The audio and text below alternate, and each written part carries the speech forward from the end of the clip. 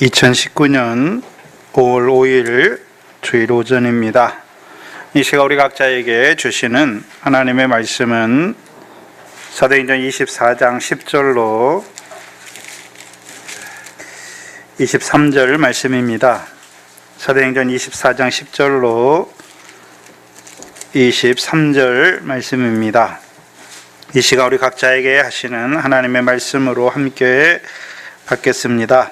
총독이 바울에게 머리로 표시하여 말하라 하니 그가 대답하되 당신이 여러 해 전부터 이 민족의 재판장이 된 것을 내가 알고 내 사건에 대하여 기쁘게 변명하나이다. 당신이 아실 수 있는 바와 같이 내가 예루살렘에 예배하러 올라간 지 12일밖에 못 되었고 저희는 내가 성소에서 아무와 변론하는 것이나 회당과 또는 성중에서 무리를 소동케 하는 것을 보지 못하였으니 이제 나를 송사하는 모든 일에 대하여 저희가 능히 당신 앞에 내세울 것이 없나이다. 그러나 이것을 당신께 고백하리이다. 나는 저희가 이단이라 하는 도를 쫓아 조상의 하나님을 섬기고 율법과 및 선지자들의 글에 기록된 것을 다 믿으며 저희의 기다리는 바 하나님께 향한 소망을 나도 가졌으니 곧 의인과 악인의 부활이라 있으리라 함이라. 이것을 인하여 나도 하나님과 사람을 대하여 항상 양심에 꺼리낌이 없기를 힘쓰노라. 여러 해 만에 내가 내 민족을 구제할 것과 재물을 가지고 와서 드리는 중에 내가 결례를 행하였고 모인도 없고 소동도 없이 성전에 있는 것을 저희가 보았나이다. 그러나 아시아로부터 온 어떤 유대인들이 있었으니 저희가 만일 나를 반대할 사건이 있으면 마땅히 당신 앞에 와서 송사하였을 것이요 그렇지 않으면 이 사람들이 내가 공회 앞에 섰을 때에 무슨 옳지 않은 것을 보았는지 말하게 하소서. 오직 내가 저희 가운데 서서 외치기를 내가 죽은 자의 부활에 대하여 오늘 너희 앞에 신문을 받는다 이 한 소리가 있을 따름이니이다 하니 벨릭스가 이 도에 관한 것을 더 자세히 아는 거로 연기하여 가로되 천부장 루시아가 내려오거든 너희 이를 처결하리라 하고 백부장을 명하여 바울을 지키되 자유를 주며 친구 중 아무나 수정하는 것을 금치 말라 하니라. 아멘.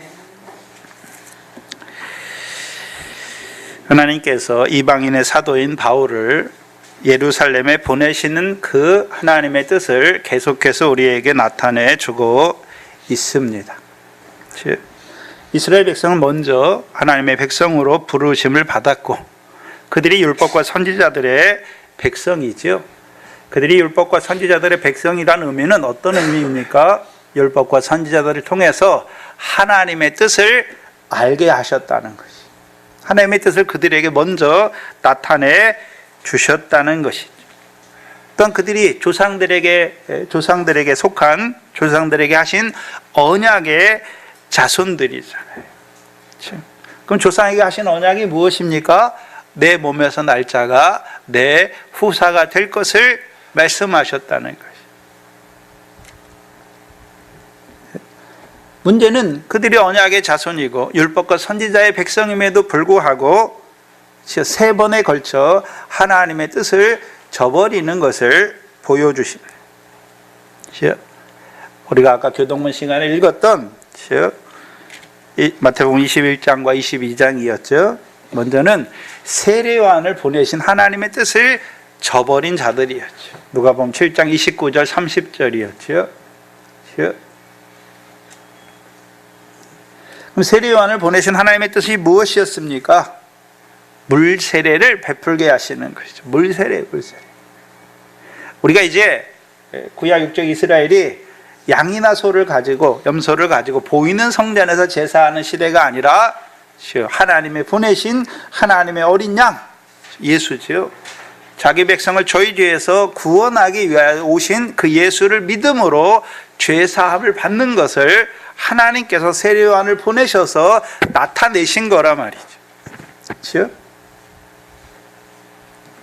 그렇다면 하나님께서 구약의 제사장들, 레위인 중에 대제사장들을 세우셨는데 왜 세웠습니까? 왜 세우셨습니까?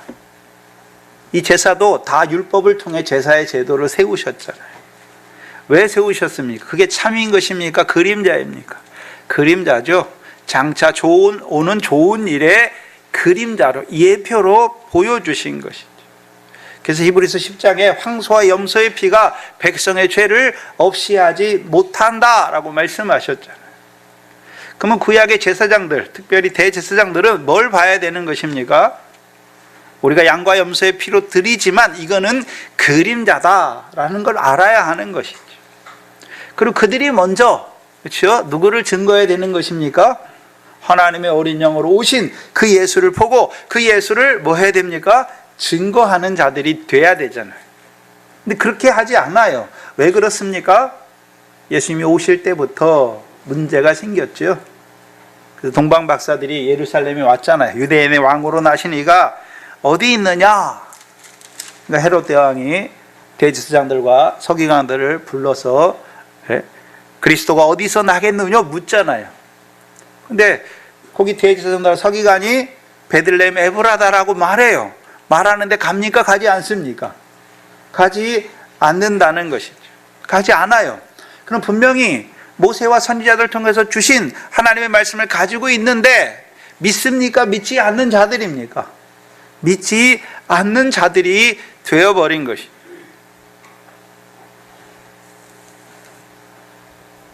믿지 않는 자들이 되었어요. 근데 세례요한은 유일하게 제사장 가문이죠. 아버지가 사가랴 제사장이란 말이죠. 그렇죠?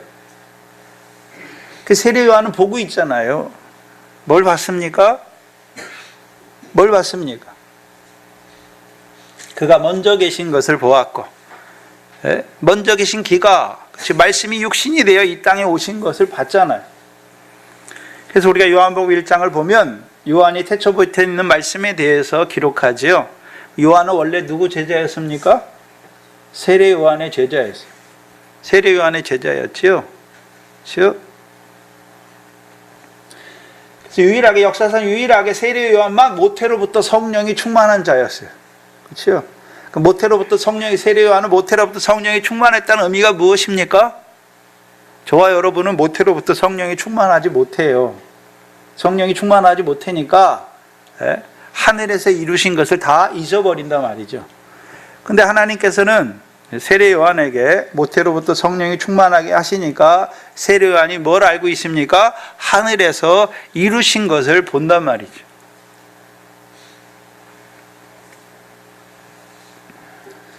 그래서 말씀이 육신이 되어 우리 가운데 오신 하나님의 어린 양, 세상 죄를 지고 가는 하나님의 어린 양을 증거하는 것이죠. 그게 하나님이 구약의 제사장들을, 그렇죠? 그림자인 제사장들을 세우신 이유예요. 그렇죠?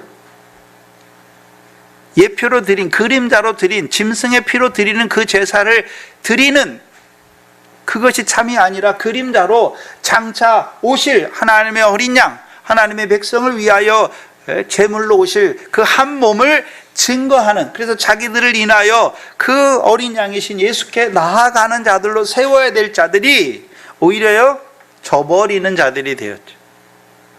세례요한이 물세례 주니까 그렇죠? 제사장들에게서 보내신 사람들이 와서 네가 왜 물세례 주느냐라고 말하잖아요.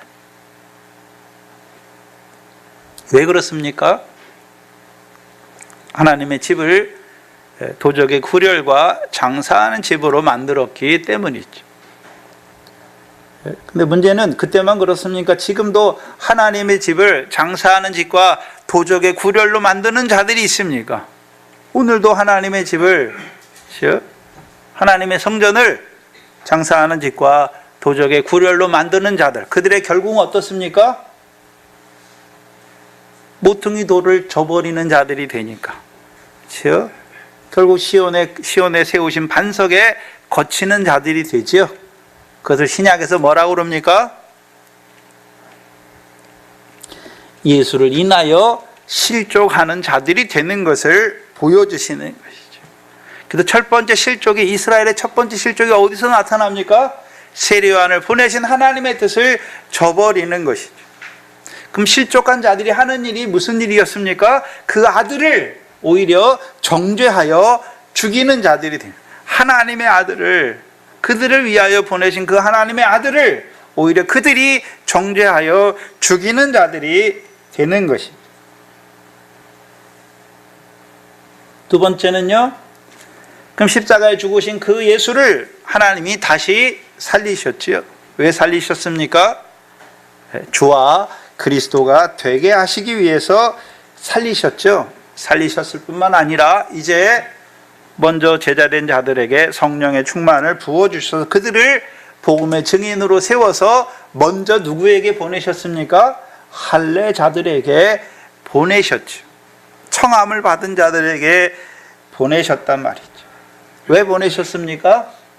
예수 그리스도 이름으로 세례를 주게 하시려.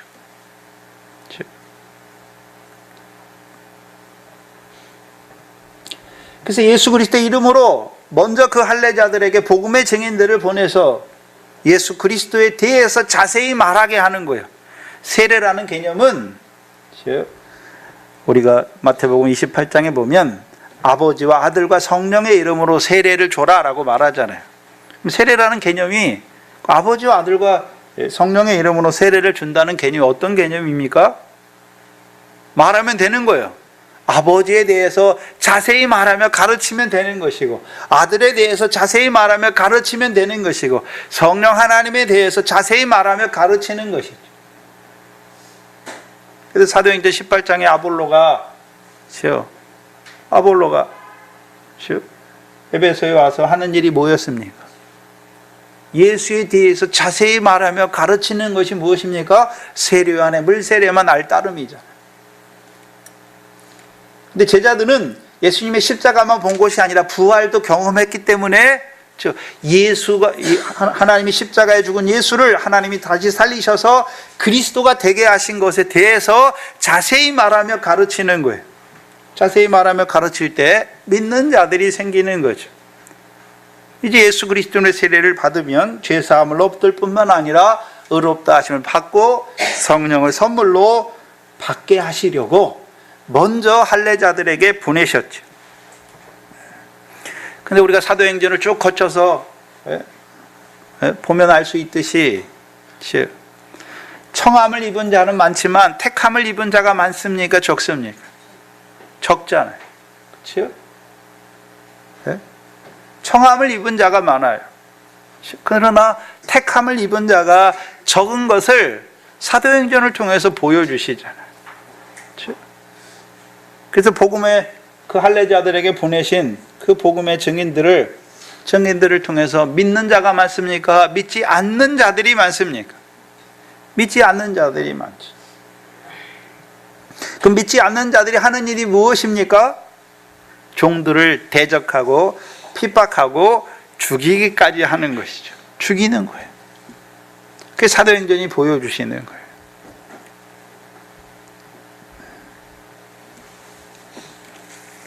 그리고 이제 그 유대인들에게 하나님에 대하여 열심함으로, 그렇죠? 그 복음을 대적하는 그 유대인들에게 하나님이 이방인의 사도인 바울을 보내시는 것이죠. 지금 바울을 보내셨잖아요. 바울을 보내시는데, 바울은 이제 하나님이 자기를 예루살렘에 보내실 때 바울은 로마서 10장 1절에 그렇죠? 하나님에 대한 간구가 있었죠. 마음의 소원이 있었단 말이죠. 유대인들, 이스라엘 자손에 대한 구원에 대한 소망을 가지고 올라갔는데 하나님은 그를 왜 보내셨습니까? 하나님의 뜻을 육적 이스라엘에게 나타내 주시기 위해서 보내신 것이죠. 그렇죠? 그 뜻을 나타냈더니 하나님에 대해 열심히 있는 유대인들이 맹세하여 바울을 죽이려고 맹세하는 자들이 되는 것을 보여주시죠. 그래서 바울을 죽이려고 맹세해요. 그럼 그걸 통해서 하나님이 육적 이스라엘, 하나님에 대해 열심히 있는 그들이 어떤 자들이 된지를 보여주시는 거죠. 그렇죠? 마귀의 욕심을 이루려는 자들이 된 것을 하나님이 보여주시는 거예요. 그 마귀의 욕심이 무엇입니까? 살인이 살인. 저는 처음부터 살인했다라고 말씀하죠.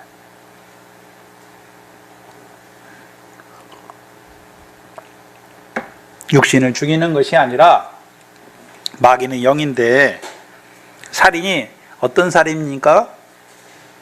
죽은 자, 하나님에 대하여 죽은 자로 살게 하는 것. 죽은 자로 살게, 허물과 죄 가운데 죽은 자로 살게 하는 것. 그렇죠?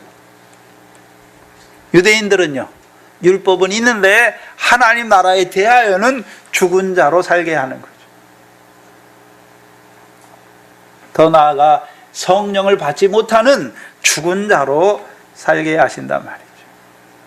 자기들은 하나님을 율법 안에서 하나님을 열심히 섬긴다고 하는데 하나님이 보실 때는요, 죽은 자예요. 죽은 자라는 의미는 하나님과 관계가 끊어진 자라는 것을 보여주시는 것이죠. 장감람나무 가지에서 꺾이운 자들이 된 것을 보여주시는 것이죠. 그래서 육적 이스라엘, 마태복음 12장을 보시면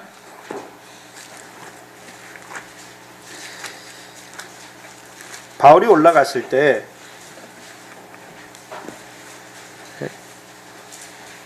마귀의 욕심을 이루는 맹세하는 그 유대인들을 보여주시는데 34절로 37절이죠. 마태복음 12장 33절 이하에 보시면 나무도 좋고 실과도 좋다 하든지 나무도 좋지 않고 실과도 좋지 않다 하든지 하라. 그 실과로 나무를 아느니라. 34절에 독사의 자식들아, 너희는 악하니 어떻게 선한 말을 할 수 있느냐? 이는 마음에 가득한 것을 입으로 말함이니라. 선한 사람은 그 쌓은 선에서 선한 것을 내고 악한 사람은 그 쌓은 악에서 악한 것을 내느니라 라고 말씀하시죠. 예수님 때, 바울 때죠. 바울 때 육적 이스라엘 어떤 자들이 되었습니까? 독사의 자식들이 되었죠. 독사의 자식들이 되었어요. 악한 자들이 됐다는 것이죠. 네? 악한 자들이 됐어요. 그러니까 마음에 쌓은 악에서 뭐만 냈습니까? 악한 것만 내는 거예요. 그 악한 생각이 무엇입니까? 네? 바울을 죽이려고 하는, 죽이기 위해서 맹세까지 하는 자들이 된 것을 보여주시는 것이죠.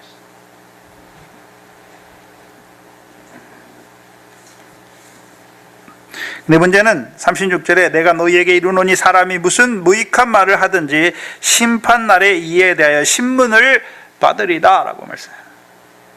내 말로 의롭다함을 받고 내 말로 정죄함을 받느니라 라고 말씀하죠. 근데 독사의 자식들이 되니까, 악한 자가 되니까 마음에서 뭐만 냅니까? 악한 말만, 악한 것이, 마음에 있는 것이 말로 나오는 거잖아요. 마음에 있는 게 말로 나오는 거예요. 그렇죠?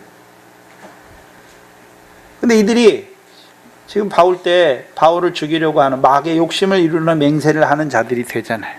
이들이 지금 어떤 자가 됐습니까? 악한 자에게 속한 자가 되었죠. 그러니까 악한 일을 이루는 자들이 된 것을 보여주시는 거예요. 그래서 바울도 처음에는 유대인들에 대한 구원의 소망을 가지고 올라가지만 그들이 어떤 자들이 된 것을 보고 그들 앞에 이제 더 이상 설교합니까? 설교하지, 복음에 대해서 증거합니까? 증거하지 않습니까? 증거하지 않는 것이. 뭘 보고 있습니까? 이스라엘의 더러는 완악하게 된 것. 이제 더러가 아니라 그 남은 바, 청함을 받았지만, 이제 그 혼인잔치에 합당치 않은 자들이 된 것을 바울이 보는 거예요. 바울이 보게 되는 것이죠. 그래서 그것을 통해서 자연스럽게 하나님의 뜻을 깨닫게 되죠. 로마서를 쓸 때만 해도 바울은 이방인의 충만한 수를 채우기까지 이스라엘의 더러는 완악하게 됐잖아요. 남은 이스라엘이 있다는, 남은 이스라엘에 대한 구원, 그 구원의 소망이 있었는데 이제 예루살렘에 올라가서 그 유대인들이 하는 것을 보면서 그 소망이 없어지는 거예요. 그러니까 유대인들에 대해 이제 다시는 복음을 증거하지 않는 자가 되는 것이죠. 그럼 악한 자들이 하는 일이 무엇입니까?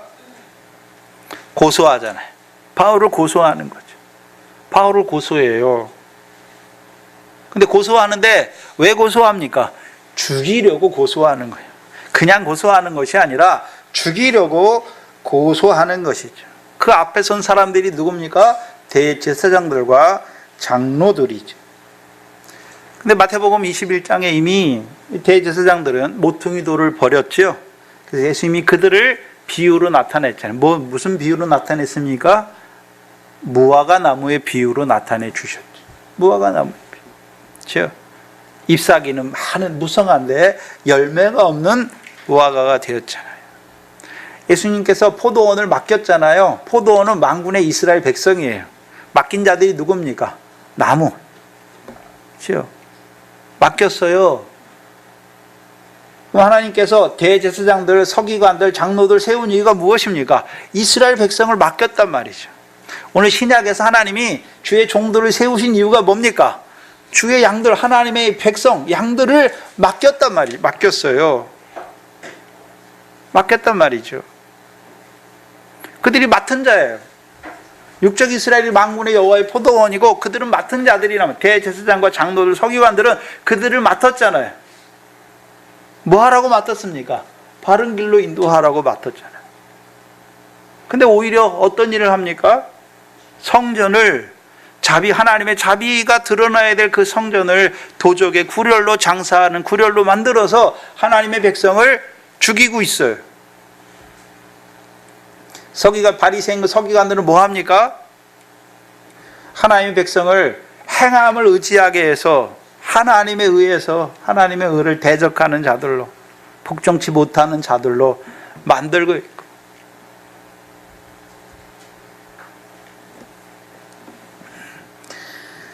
특별히 악한 자들이 된 그들, 특별히 그 앞장서서 대제사장들과 장로들이 나오죠. 그들이 바울을 고소해요. 시편 94편입니다. 시편 94편을 보시면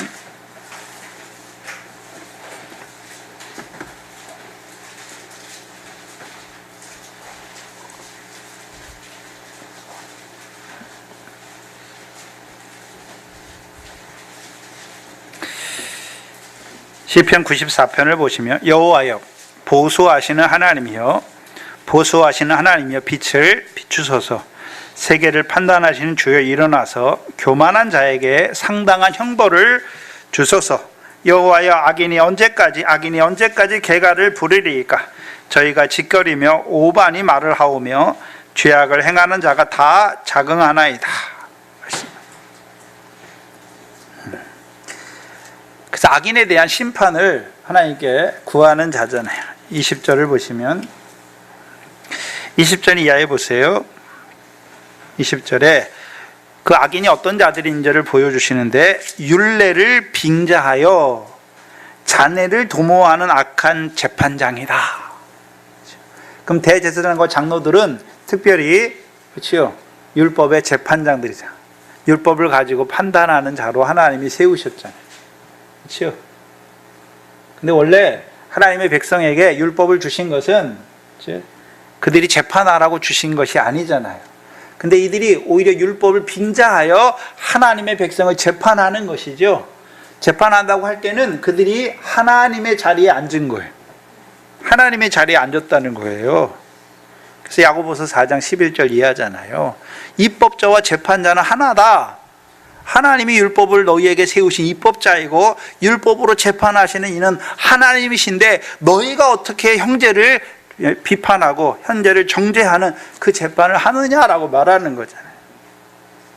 그 율법을 원래 왜 주셨습니까? 재판하라고 주신 게 아니에요. 왜 주셨습니까? 죄를 깨닫게 하라고 주셨잖아요. 죄를 깨닫게 하라고 주셨어요. 상대방의 죄가 아니라 그 율법을 가지고 나의 죄를 깨닫게 하시려. 그래서 로마서 3장 20절에 율법으로는 하나님 앞에 의롭다함을 얻을 육체가 없나니 율법으로는 죄를 깨달음이니라 라고 말씀했잖아요. 자기들이 먼저 죄를 깨닫고 자기들이 먼저 하나님의 자비와 긍휼을 맛보면서 하나님의 백성을 그 제사의 자리에, 그 여호와의 자비와 인자와 은혜를 맛보는 자리에 이끌어야 될 자들이 오히려 율법을 빙자하여 하나님의 백성을 재판하는, 그것도요 자네를 도모하는 악한 자들이 된 것을 보여주시잖아요. 그들이 하느니 23절에 저희 악을 저희에게 돌리소서, 저희의 악을 인하여 저희를 끊으시리니, 21절이죠. 저희가 모여 의인의 영혼을 치려하며 무죄한 자를 정죄하여 피를 흘리는 자들. 예수님 때 무죄한 예수님은 하나님의 아들을 죽였고, 또요 하나님의 보내신 그 종들, 혼인자체 종들을 또한 죽이는, 또한 바울을 죽이려고 하는 자들이 된 것이죠. 그 율법을 빙자해서. 근데 그 당시 대제사장이나 이 장로들만 그렇게 하는 게 아니에요. 저와 여러분도 율법, 하나님의 말씀을 빙자하여 형제를 뭐합니까? 헤아릴 때도 있고 형제를 비판할 때도 있잖아요. 그때가 우리가 재판자의 자리에 선 거예요. 내가 하나님의 자리에 섰단 말이죠.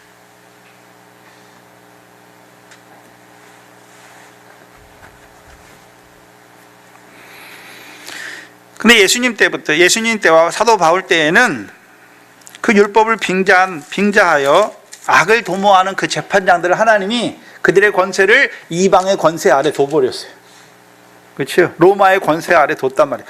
자기들끼리 그걸 가지고 재판장 노릇도 못하게, 사람을 함부로 죽이지 못하게. 만약에 생각해 보세요. 그때 로마나 헬라나 로마가 계속 그 팔레스타인을 지배하는데 그들이 지배하지 못했다면 점점 이 사람들이 그 율법을 가지고, 사내들인 공회 회원이 그들이 율법을 가지고 재판장 노릇을 하잖아요. 만약에 이방의 권세 아래 두지 않았다면 그 율법의 재판장이 돼가지고 하나님의 백성을 얼마나 많이 정죄하고 얼마나 많이 죽였겠습니까? 그래서 하나님이 로마의 권세 아래 두신 거예요.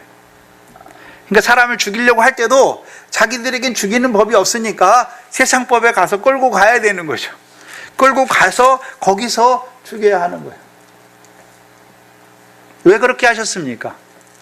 하나님 백성이 얼마나 악한 자들이 된 것을 보여주시잖아요. 하나님이 그들에게 말씀을 주신 것은 죽이라고, 죄인이 죄악 가운데 있는 그들을 정죄하여 죽이라고 주신 것이 아니라 죄인의 죄를 깨닫게 하셔서 죄인을 사랑하신 하나님 앞에 다시 죄인이 그 죄악 가운데 돌이키는 걸 기뻐하시는 하나님을 알게 하려고 그들을 먼저 세웠는데, 그들이 오히려 악한 재판장이 돼가지고 하나님 백성을 죽이는 일을 하잖아요. 그들을 그냥 놔뒀다면, 그렇죠?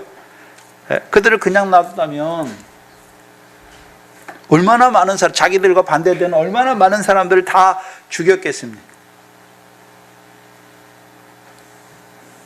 그러니까 하나님이 딱 이방의 권세 아래 딱 두신 거예요. 딱 두시니까 어떻습니까? 사람을 죽이려고 해도, 그렇죠? 로마법 앞에 가서, 총독 앞에 가서, 빌라도 앞에 가서, 벨릭스 앞에 가서 이 사람 죽여주세요 해야 되는 것이죠.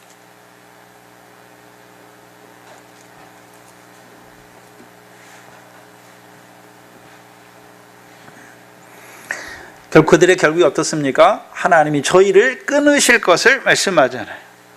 끊으실 것을 말씀해요.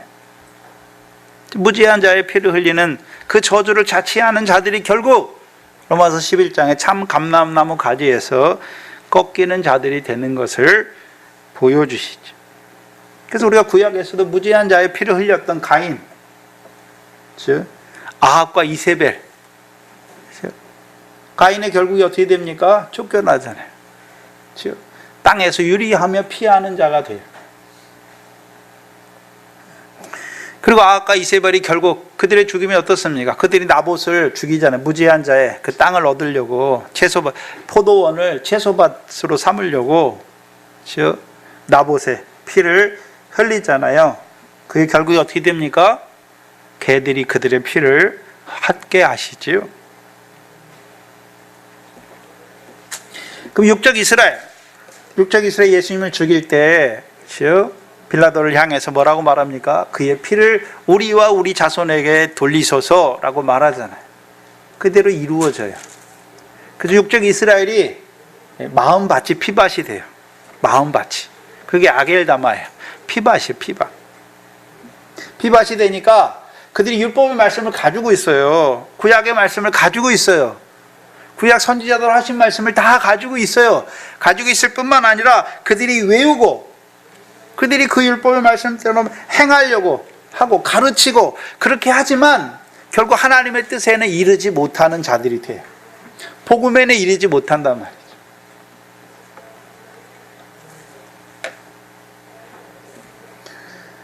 결국 하나님이 그 아들을 통해서 이루어 가시는 그 구원의 역사에서는 배제되는 꺾이우는 자들이 되는 것입니다. 문제는 그럼 로마서 11장에 육적 이스라엘이 참 감람나무에서 꺾이우잖아요. 왜 꺾이었습니까? 자긍 때문에 꺾였잖아요. 마음을 높였다라고 말씀해요. 그걸 교만이라고 말하죠. 그러면 육적 이스라엘만 꺾입니까? 그렇죠. 그 돌감람나무에서 창 감람나무에 접붙임을 받은 너희도 뭐라고 말씀합니까? 자긍하지 말라. 높은 마음을 품지 말라 말씀하시죠. 그럼 자긍이 뭡니까? 자긍이. 하나님 앞에 자긍하는 자는 꺾이게 되어 있어요. 그 자긍에서 돌이키지 못하면 꺾이게 되어 있단 말이죠. 그럼 자긍이 뭡니까? 자긍이. 하나님 안 믿어서 그들이 버림받는 게 아니라 하나님 섬긴다고 하는데 자긍하는 그것 때문에 망하는 거잖아요. 자긍을 잘 보여주시는 곳이 사사기죠. 사사기 7장이죠.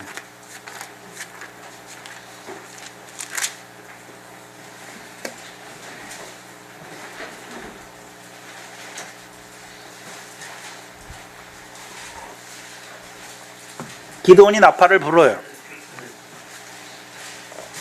3절에 보시면 나팔을 부니까 길르앗산에 이스라엘 백성이 모였는데 32,000명이 모여요. 근데 2절에 여호와께서 기드온에게 이르시되 너를 쫓는 백성이 너무 많은즉 내가 그들의 손에 미디안 사람을 붙이지 아니하리니 이는 이스라엘이 나를 거스려 뭐 하기를요? 자긍하기를. 그럼 자긍한다는 의미는 누구를 거스리고 있습니까? 하나님을 거스리는 거예요. 그래서 여기 자긍이 나오죠. 자긍이 뭡니까? 내 손이 나를 구원하였다. 누구 손을 의지합니까? 자기 손을 의지하는 자들이 되는 거죠. 자기 손을 의지하는 자들이 된단 말이죠. 그게 자긍이에요. 그럼 오늘도 자긍하는 자들이 있습니까? 없습니까? 네? 그러면 예수님 때 그 사람들만 그렇습니까? 오늘도 예수 믿는다고 하는데 자긍하는 자들, 대제사장들의 교훈이나 서기관들, 바리새인들의 교훈을 쫓아서 자긍하는 자들이 있잖아요. 자기 손을 의지하는 자들. 어떤 자들입니까? 내가 하나님을 위해서 이렇게 했다. 내가 교회를 위해서 뭐 하고 뭐 했다. 자기의.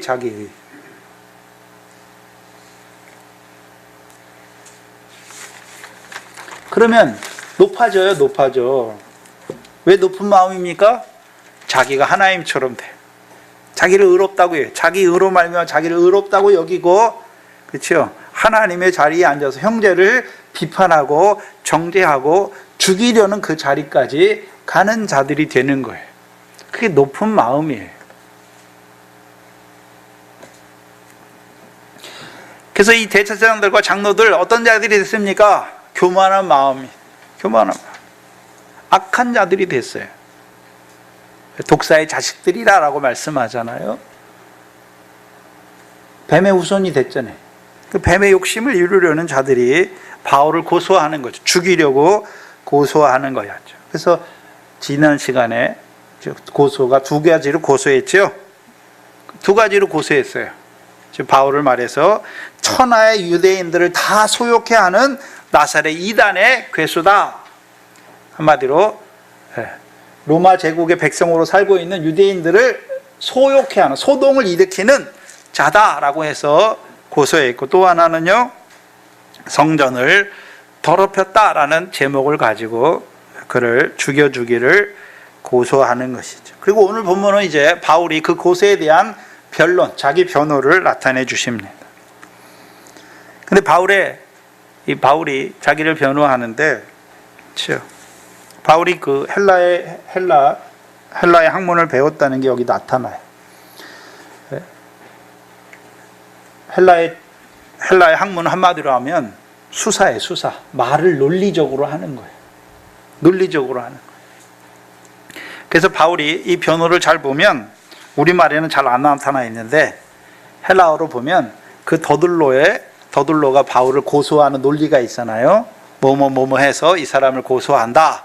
그 논리를 그대로 반박하면서 그 안에 자기 논리를 가지고 반박을 하는 거예요. 그렇죠? 그래서 이 더둘로가 제일 처음에 와서 벨릭스에게 인사하잖아요. 아첨의 말을 꾸며서 인사하는데 바울도 똑같이 인사해요. 그리고 그렇죠? 이 더둘로가요, 바울이 천하에 있는 유대인들을 소동케 했고 여기 와서도 유대인들을 소동케 했다. 근데 바울이 그거에 대한 반론으로 내가 그렇죠? 소동치 않게 했다는 걸 쭉 말하잖아요.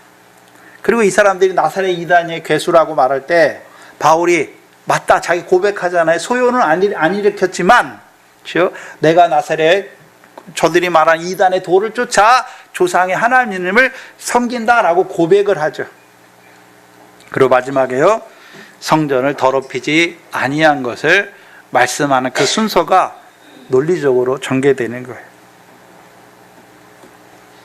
10절에 보시면 총독이 바울에게 머리로 표시하여 말하라 하니 그가 대답하되 당신이 여러 해 전부터 이 민족의 재판장이 된 것을 내가 알고 내 사건에 대하여 기쁘게 변명하나이다. 이 벨릭스는 유대인들이 미워하는 통치자인데요, 무자비하게 유대인들을 학대해요. 그렇죠? 근데 대제사장과 장로들과 이 더둘로는 마음으로는 싫어하면서도 이 더둘로의 환심을 사기 위해서 어떻게 했습니까? 당신이 우리를 다스리면서 우리가 번영했고 당신이 우리를 다스려서 우리가 계량이 많이 된 것을 감사한다라고 말하잖아요. 그래서 우리가 사람을 대할 때에도 마음에 없는 말을 하는 사람들 있잖아요. 근데 마음에 없는 말을 하는 사람들의 그 말이 귀에는 듣기가 좋단 말이에요. 왜요? 앞에서는 칭찬하고 높여주고 칭찬하잖아요. 그렇죠? 앞에서는 높여주고 칭찬하는 말이잖아요. 근데 칭찬이 올무잖아요. 근데 바울도 이 총독에 대해서 뭐라고 말합니까? 이 당신이 여러 해 전부터 이 민족의 재판장이 된 것을 내가 알고 내 사건에 대하여 기쁘게 변명한다. 바울은 그냥 이 벨릭스에 대해서 높이거나 이렇진 않잖아요. 근데 당신이 우리의 재판장이 된 것을 기쁘게 생각한다라는 그 말을 하잖아요. 근데 이 말 안에 굉장한 신학적인 내용이 이 바울의 신앙이 포함되어 있어요. 생각해야 되는 것은 이 벨릭스는 이방인이잖아요. 이방인인데 유대인들을 다스리는데 학정을 해요. 그럼 바울도 그걸 들었을 거 아닙니까? 바울도 그걸 분명히 들었어요. 근데 바울은 뭘 보고 있습니까? 예루살렘에 올라오기 전에 로마서를 썼잖아요. 그 로마서 13장을 보시면 알 수 있어요. 로마서 13장에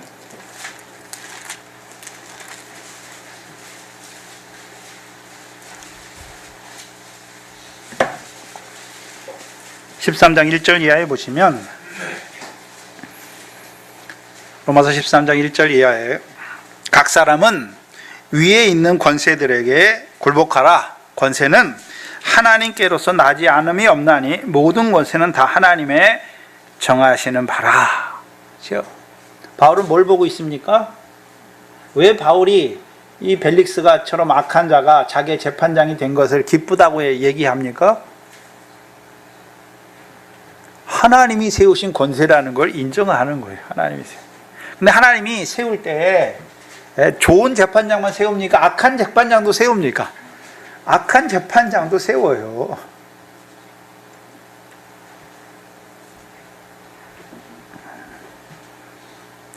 바울은 뭘 보고 있냐면 이 사람이 나를 재판하는 것이 아니라 하나님이 로마의 권세를 통해서 이 사람을 이 유대의 총독으로 세우고 이 사람을 통해서 재판하게 하시는 거잖아요. 재판하게 하시는 거예요. 그럼 바울은 그걸 보고 있잖아요. 이미 예루살렘에 올라가기 전에 로마서를 기록할 때 이 13장에서 뭘 보고 있습니까? 세상 권세도 하나님이 세우시는 거라는 걸 보고 있는 거예요. 그럼 세상 권세를 하나님이 세웠다는 것은 세상에 일어나는 일도 다 누가 주관하십니까? 하나님이 주관하신다는 것을 안단 말이죠. 그렇다면 모두 생각했겠습니까? 왜 하나님께서 나를 이 세상의 로마에 속한 이 세상의 재판장 앞에 나를 세우시는가? 이미 사도행전 23장 11절에서 말씀해 주셨잖아요. 네가 예루살렘에서 나의 일을 증거한 것 같이 로마에서도 증거하리라. 또한 사도행전 9장 15절에 아나니아를 통해서 바울을 부르실 때, 그렇죠? 그를 하나님이 세우신 이유가 무엇이었습니까? 먼저는 이방인들에게도 복음을 전하지만 임금들과 총독들에게 또 이스라엘 자손에게 주의 이름을 증거하기 위해서.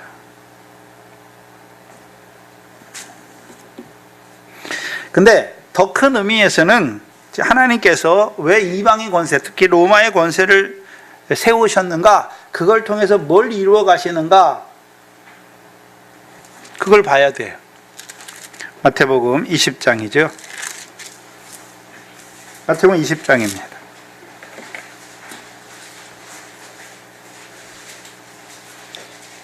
(20장) 18절로 19절입니다.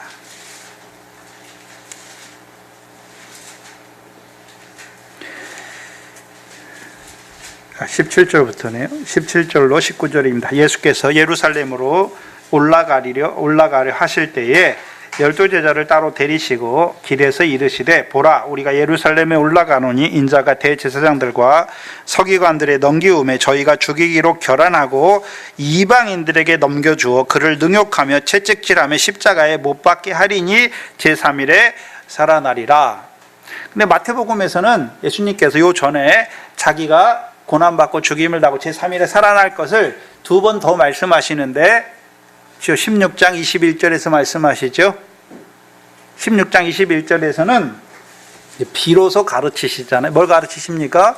예수 그리스도께서 예루살렘에 올라가 대제사장과 장로들과 서기관들에게 고난을 받고 죽임을 당하고 제3일에 살아날 것을 가르쳐요. 거기는 이방인이 안 나와요. 그렇죠? 이방인이 안 나오잖아요. 그리고 17장 22절 23절이죠. 마태복음 17장 22절 23절에 보시면 갈릴리에 모일 때 예수께서 제자들에게 이르시되 인자가 장차 사람들의 손에 넘기워 죽임을 당하고 제3일에 살아나리라 하시니 제자들이 근심하더라 라고 말씀하죠. 그래서 예수님께서 자기의 고난과 죽임과 제3일에 살아날 것을 제자들에게 나타내시는데 그게 다 달라요. 그렇죠? 그래서 마태복음 16장에서는 그때 제자들에게 왜 가르치십니까? 너희도 그렇죠? 나를 따라오려거든. 예수님께서 제자들에게 가르치는 것은 단순히 예수님이 내가 올라가서 대제사장들에게 고난받고 죽임당하고 제3일에 살아날 것만 가르치는 것입니까? 그 가르침을 제자들도 지켜야 되는 것이며 제자들도 지키는 것이죠. 그렇죠? 그래서 나를 위하여 목숨을 잃는 자로 세우잖아요. 세우시는 이유가 무엇입니까? 인자가 아버지의 영광으로 오실 때 각 사람의 행한 대로 갚아주시기 위해서. 그렇죠? 주를 위해 목숨을 잃는 자들에게 그렇죠? 엿새 위에 있는 따로 높은 산에서 주의 영광을 보여주시죠. 이 영광을 보여주시는 거죠. 근데 17장에서는 예수님께서 죽으시고 사람들의 손에 팔려 죽으시고 고난받으시고 죽으시고 제3일에 살아날 것을 말씀하시죠. 17장에서 어떤 문맥에서 말씀하십니까? 그 뒤에 성전세가 나와요. 반세를 받는 자들이 오잖아요. 반세를 받는 자들이. 반세겔은 모세 때 성막을 짓게 하시고 성막의 수리를 위해서 성막에 봉사하는 자들에게 이스라엘 백성들이 1년에 한 번씩 반세겔 내게 하셨잖아요. 그렇죠? 그때 이제 그 전에 예수님께서 고난과 죽임과 제3일에 살아날 것을 말씀하시죠. 어떤 의미에서 말씀하십니까? 신약에는 누가 제사장입니까? 예수 그리스도가 육체로 이루신 성전이 참 성전이고, 그 성전에서 누가 제사장입니까? 예수님이 세우신 제자들이 제사장이잖아요. 예수님이 세우신 제자들이 제사장이에요.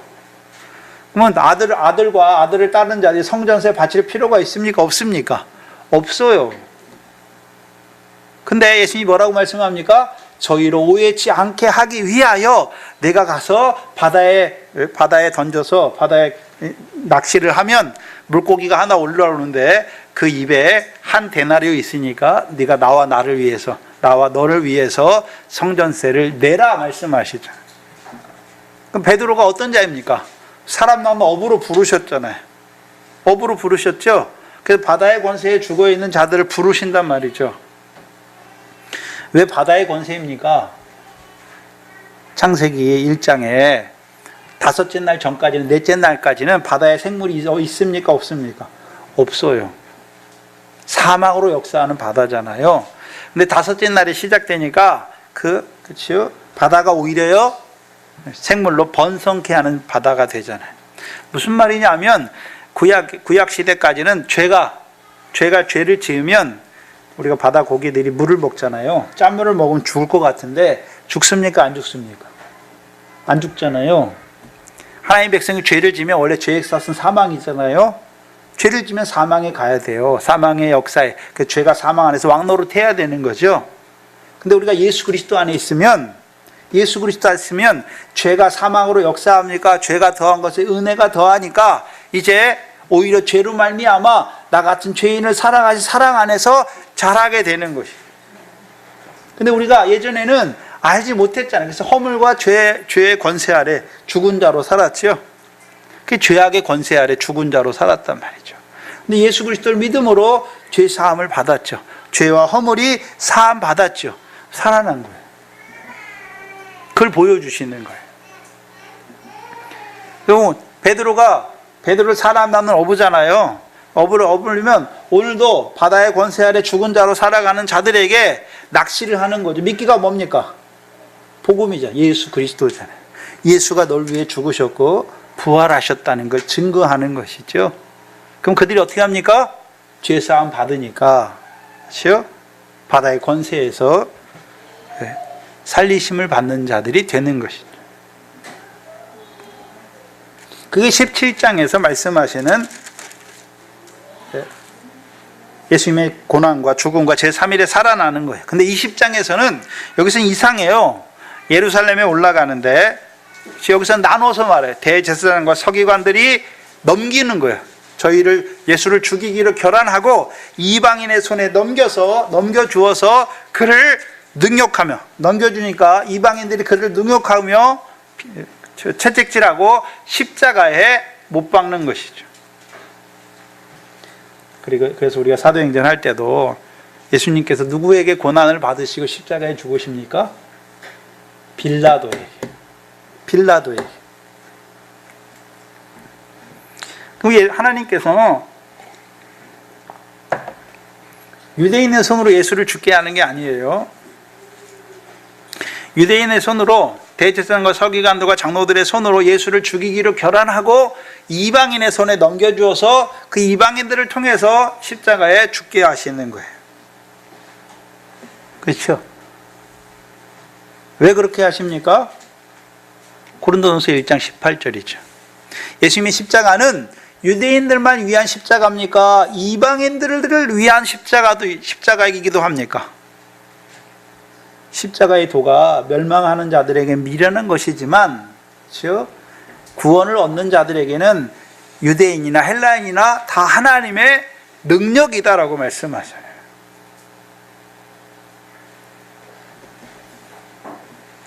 그래서 하나님께서, 그렇죠? 그래서 빌라도의 권세 아래 죽게 하시는, 그게 다 뜻이 있는 거예요. 그래서 예수의 십자가는 유대인들만 위한 십자가 아니라 유대인들뿐만 아니라 이방인들을 위해서도 죽으시는 십자가인 것을 보여주시는 거예요. 그렇기 때문에 이방인의 손에 넘겨져 십자가에 못 박히는 것이죠. 왜요? 아브라함에게 하신 약속을 이루시기 위해서. 그렇죠? 땅 위의 모든 족속들이 너의 씨를 인하여 복을 받으리라 하시는 그 말씀을 이루어 가시는 하나님이세요.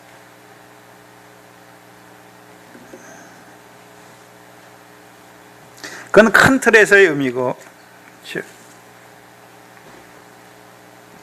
그럼 바울에게 있어서 로마의 권세잖아요. 하나님이 세우셨죠? 하나님이 세우신 권세예요. 그렇죠? 하나님이 세우신 권세라는 걸 바울이 보기 때문에 로마 재판장들 앞에서도 바울이 어떻게 합니까? 비굴하지 않아요. 당당한 것이잖아요. 왜요? 하나님이 세우신 권세잖아요. 그렇죠? 그럼 이방 권세자들이 높습니까? 하나님이 더 높습니까? 하나님이 높다. 자기 누구 백성입니까?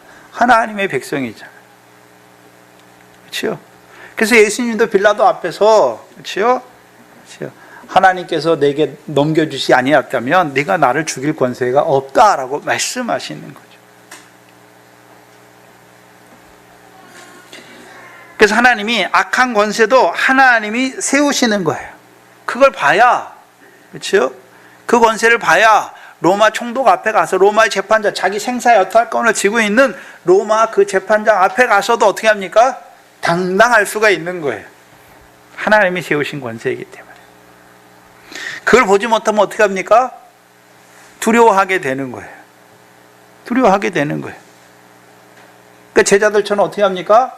어둠의 권세가 일어나니까 예수님 다 부인하고 도망가는 자들이 된단 말이죠. 그래서 바울만 그런 것이 아니라 세상 권세도 누가 세웠습니까? 하나님이 세우신 거예요. 하나님이 세우신 거예요.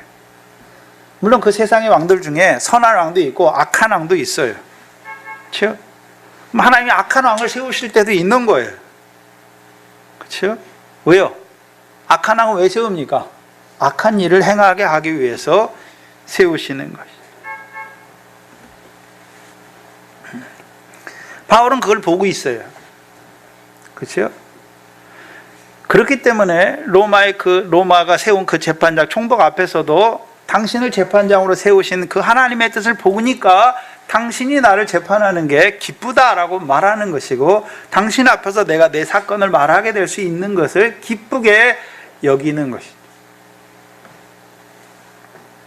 좀 바울에게는 주께서 환상 가운데서 23장 11절에 말씀하셨잖아요. 네가 예루살렘에서 나의 일을 증거한 것 같이 로마에서도 나의 일을 증거할 것이라는 말씀을 주셨잖아요. 그러니까 그 재판장 앞에서도 비굴하거나, 그렇죠?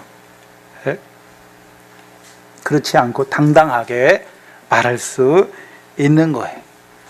그렇죠?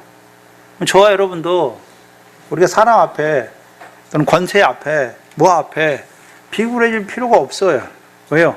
천지의 것이 다 하나님의 것이고, 그 하나님이 우리의 아버지시고. 근데 어떤 아버지십니까? 아들을 내어주시기까지 우리를 사랑하신 그 천부께서 우리를 위해서 무엇을 아끼시겠습니까? 아끼지 않아요. 뭐 하나님을 구두쇠 할아버지처럼 우리가 자꾸 강구해야 주시는 것처럼 이미 있어야 될 걸 다 아세요. 다 아세요. 먼저 그 나라 의를 구하기만 해라. 그럼 이 모든 것은 내가 너희에게 더하여 주시겠다. 이미 약속돼 있어요.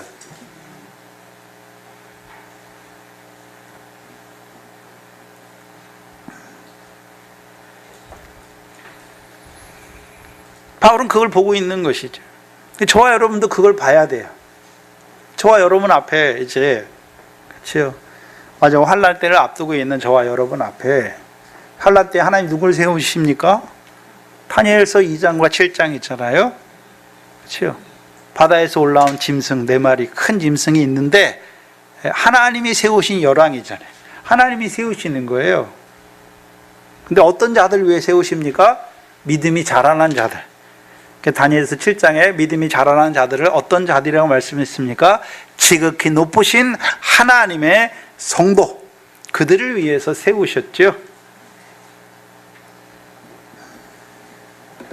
그럼 바울이 믿음이 자랐잖아요. 그렇죠? 바울이 믿음이 자랐어요.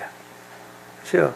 그래 로마 권세 앞에서 서게 하시는데 첫 번째 총독들과 로마의 황제 앞에서 주의 일을 증거하게 하시려고. 근데 증거하는 그것 때문에 바울이 결국 어떻게 됩니까? 순교하게 되는 것이.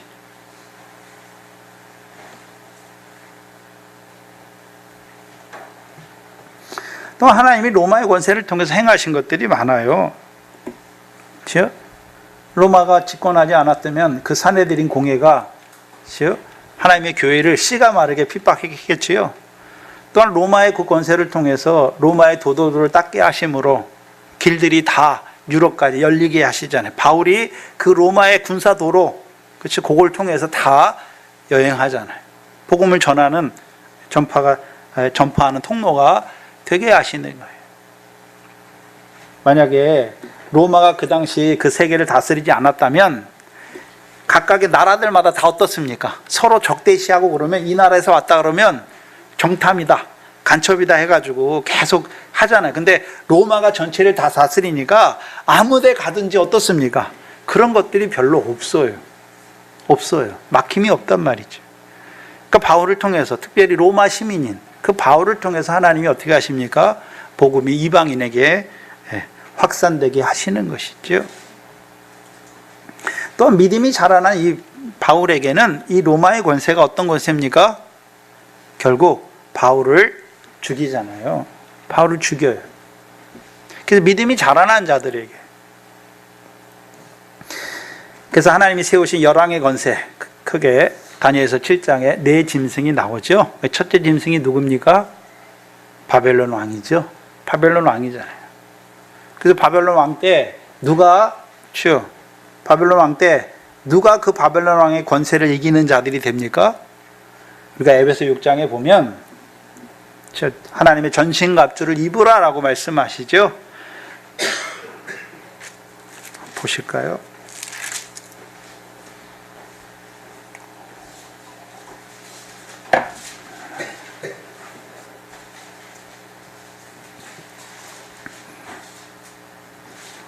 에베소 6장 10절 이하에 종말로 너희가 주 안에서와 그 힘의 능력으로 강건하여지고 마귀의 계계를 능히 대적하기 위하여 하나님의 전신갑주를 입으라 라고 말씀하죠.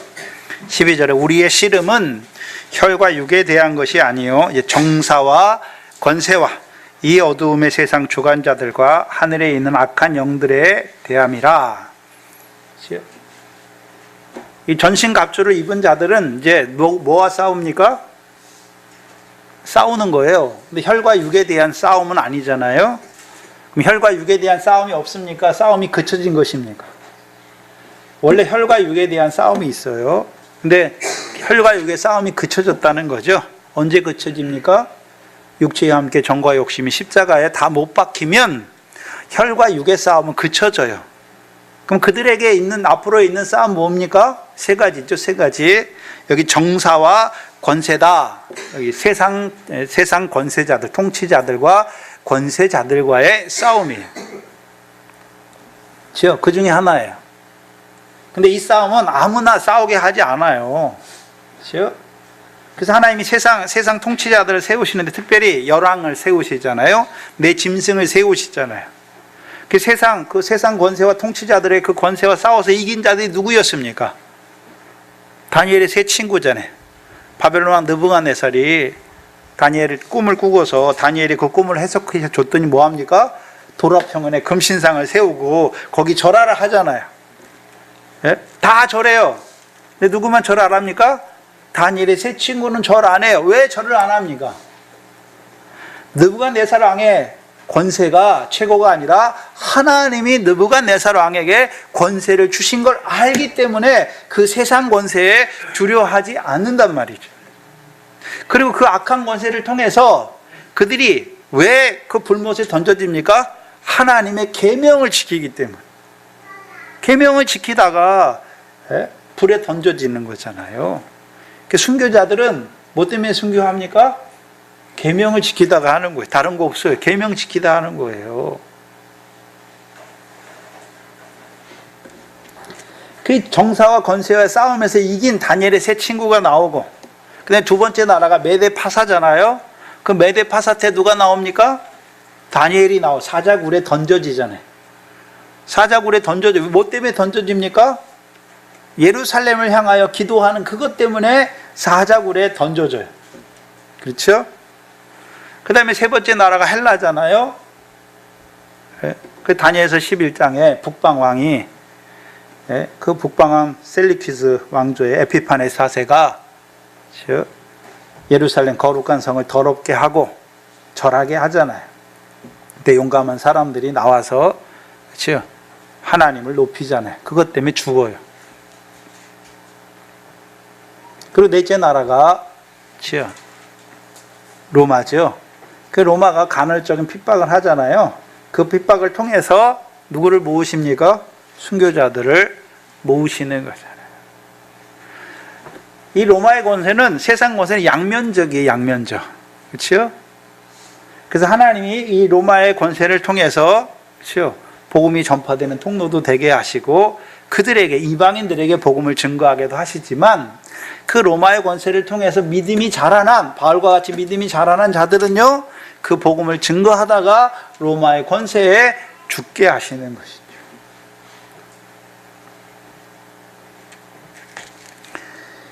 그래서 이 마지막 네 짐승이 나오고, 짐승에 10뿔이 있잖아요. 7머리가 있고 10뿔이 있는 것을 보여주시잖아요. 그렇죠? 그 열왕들을 그 시대에 일어날 악한 열왕들을 통해서 하나님의 백성들을 순교케 하는 그 역사를 보여주시죠. 그리고 저와 여러분 앞에는 이제 마지막 환란이 있잖아요. 그 환란 때, 그렇죠? 멸망의 아들, 데살로니가후서 2장에 멸망의 아들, 불법의 아들이 서잖아요. 거룩한 곳에 서죠. 그래서 하는 일이 뭡니까? 제사를 폐하죠. 3일 반 동안 제사를 폐하잖아요. 그리고 자기를 보여 하나님이라 말하고 짐승과, 그 자기 짐승과 우상에게 경배하고, 경배하지 않는 자는 다 어떻게 합니까? 몇이든지 다 죽게 하는 것이죠. 죽게 해야 돼. 그게 13장, 계시록 13장이잖아요. 그렇죠? 그리고 이마와 짐승의, 이마와 손에 짐승의 표를 받지 아니하는 자들도 어떻게 합니까? 몇이든지 다 죽이게 하는 것이죠. 그래서 평안한 때에는 이 세상 권세가, 그렇죠? 하나님의 말씀을 받는 그리스도인들과 전혀 관계할 게 없어요. 관계할 게 없어요. 그런데 이제 우리의 믿음이 자라가면, 이제 환란이 시작되면 그 세상에 세운 그 악한 권세를 통해서 하나님 뭐 하십니까? 순교케 하시는 거예요. 그게 이스라엘 역사에서 하나님의 모세를 통해서 이루신 역사, 사사를 통해서 이루시고 왕을 세우셔서 이루신 역사와, 그 마지막에요, 하나님의 열왕을 통해서 이루어 가신 역사를 보여주시는 거예요. 저와 여러분은 지금 세상 권세 아래 있잖아요. 그렇죠? 세상 권세가 있어요. 그렇죠? 근데 세상 권세와 우리와 상관할 게 없잖아요. 그리고 세상 권세 하나님이 세웠죠. 그러니까 우리가 뭐 하는 것입니까? 세상 권세에 굴복하는 거예요. 그리고 공세를 내고 뭐를 하고 뭐를 하는 거잖아요. 그래서 예수님께서 분명히 가이사의 것은 가이사에게, 하나님의 것은 하나님에게 라고 말씀했잖아요. 그럼 가이사에게 바칠 때 우리가 양극단이 나와요. 유대인들이 양극단이 나오는데, 가이사에게 세를 드리는 거, 그걸 반역이라고 생각하는 자들이 있고, 또 헤롯 당파와 같이 가이사의 편에 서서 세상 권세를 얻기 위해서 하나님의 백성들이 그 편에 서서 악한 일을 행하는 자들이 있단 말이죠. 근데 바울을 통해서 우리에게 보여주는 그 세상 권세와의 관계는 어떤 관계입니까? 하나님이 세우셨다는 거예요. 하나님이 세우셨다는 것이죠. 평안한 때에는, 평안한 때. 그래서 세상 위정자들을 위해서 기도하라 말씀하시잖아요. 기도하라는 게 그들을 위해서 기도하는 것이 아니라, 우리가 저들이 잘 다스려야 평안한 중에 우리를 위해서 기도하는 거예요. 우리를 위해서 기도하는 거예요. 왜요? 평안한 때에 믿음이 자라야 되거든요. 그렇죠? 그리고 이제 우리의 믿음이 자라서 이방인의 충만한 수가 차고 순교자의 수가 차면 뭐가 일어납니까? 큰 환란이 일어나잖아요. 근데 그 큰 환란은 뭐 하는 환란입니까? 멸망에 가증한 것을 통해서 큰 구원을 이루는 환란이잖아요. 어떤 구원입니까? 첫째 부활에 순교케 하셔서 첫째 부활에 들어가게 하는 그 구원을 이루신단 말이죠. 그렇죠? 그 때를 분별해야 되잖아요. 저와 여러분이. 바울의 때가 있고 저와 여러분의 때가 있는 것이죠. 저와 여러분 이제 성령의 말세 지말 가운데 살고 있지요. 근데 하나님이 지금 한국이란 나라는 평안한 권세 아래서 왜 평안을 주셨습니까? 안녕한 중에, 고요한 중에 우리 신앙이 자라게 하시는 거잖아요. 그래서 오늘 이 동산교회를 통해서 오늘 이방인의 충만한 수를 채우는 그 말씀을, 영생의 말씀을 주시고 이제 그들에게 음부의 권세를 가해하지 않는 그들에게 이제 주의 고난과 죽음과 제3일에 살아날 것을 가르쳐서 우리도 그 첫째 부활을 바라보는 자로 세워가시는 것이죠. 근데 이 평안한 때가 영원히 계속되는 건 아니란 말이죠. 이방인의 충만한 수가 차고 순교자의 수가 차면 뭐가 시작됩니까? 환란이 시작되는 것이죠. 그래서 이 평안한 때에 등과 기름을 예비하지 못하면 그 환란 때에 다 부인하는 자들이 되는 것이죠. 그렇죠? 그래서 이 교회가 저와 여러분이 이 때를 잘 분별하시고 그 세상 권세가 따로 움직이는 것이 아니라 하나님의 권세 아래서 움직여지는 것을 보시고 그 이 평안한 때를 주셨잖아요. 뭐 하는데 열심히 하십니까? 제가 세상 일하지 말라는 게 아니잖아요. 일하는데 주께서 주신 것처럼 일하는 거예요. 주께서 맡기신 것. 그래야 유업의 상이 주께 있죠. 사람에게 하듯 하는 것이 아니라 주께 하듯 하는 거죠. 그리고 마태복음 25장에 누가 그 구원에 들어갑니까? 작은 일에 충성하는 자들이, 지극히 작은 자에게 하는 자들이 그 영광에 들어가는 것을 보여주시는 거예요. 그럼 이때 저와 여러분이요, 먼저 그 나라 의를 구하는 삶이 어떤 삶입니까? 작은 일에 충성하는 거예요. 하나님이 나를 세우신 그 자리에서 작은 일에 충성하는 거예요. 그렇죠? 또한 지극히 작은 자 하나에게 줘야 하는 것이죠. 먹을 것과 마실 것과 있어야 줄 거 아닙니까? 그렇죠? 내 먹을 것도 부족하면 못 줘요. 그렇죠? 넘쳐야 되는 것이죠. 넘칠 때 이제가 그 일을 하다가 수가 채워지는 거예요. 그래서 이 교회가 오늘 이때 이 교회를 세우시고 우리를 부르신 그 하나님의 뜻을 나타내 주셨으니, 그렇죠? 뭐 해야 되는지, 이 교회에 속한 권속들이 뭐 하는 자로 살아야 되는지, 지극히 작은 일에 충성하시고 지극히 작은 자에게, 그렇죠? 작은 자 하나에게 하는 그 일에 열심하는 저와 여러분 되기를 주의 이름으로 축원합니다. 기도하겠습니다.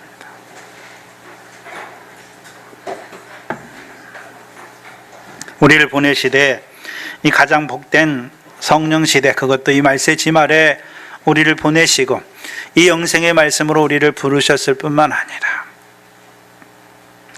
이제는 주의 고난과 죽음과 제3일에 살아날 것도 우리에게 가르쳐 주셨어요.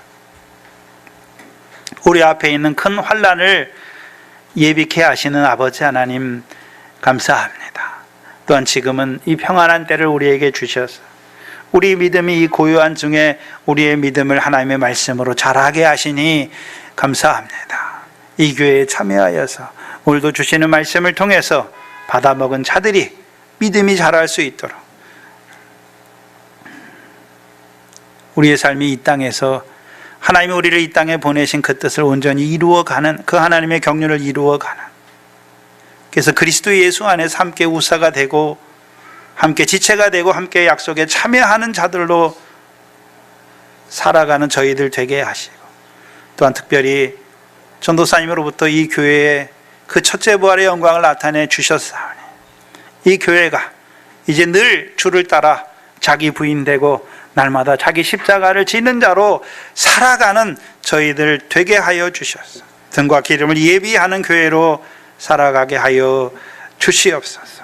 하나님 앞에 나올 때 하나님께서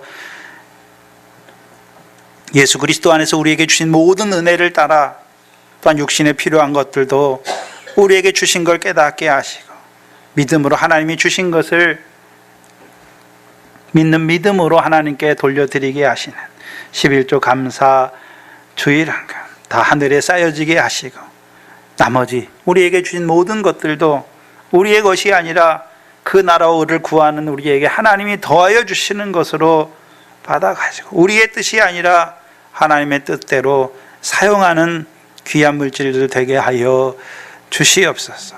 또한 그 아들을 아끼지 아니하시고 우리를 위하여 내어주신 아버지께서 그 아들과 함께 모든 것을 우리에게 은혜로 주시는 것을 우리가 눈이 밝아서 밝히 보게 하시고 주시는 것마다 하나님께 감사와 찬송으로 영광 돌리는 저희들 되게 하여 주시옵소서. 이곳에 주의 몸된 교회를 세워주시고 오늘도 이 영생의 말씀으로 이방에 충만한 수와 그 첫째 부활의 영광의 말씀으로 오늘도 그 순교자의 수를 채워가시는 아버지 하나님,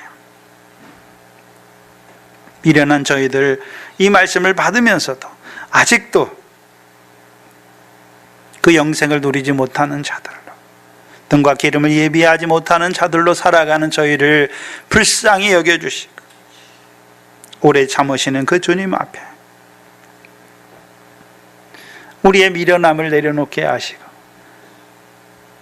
우리의 악함을 내려놓게 하시고 이제는 우리에게 이루고자 하시는 그 이방인의 충만한 수와 그 순교자의 수를 채우는데 앞장서 달려가는 저희들 되게 하여 주시옵소서.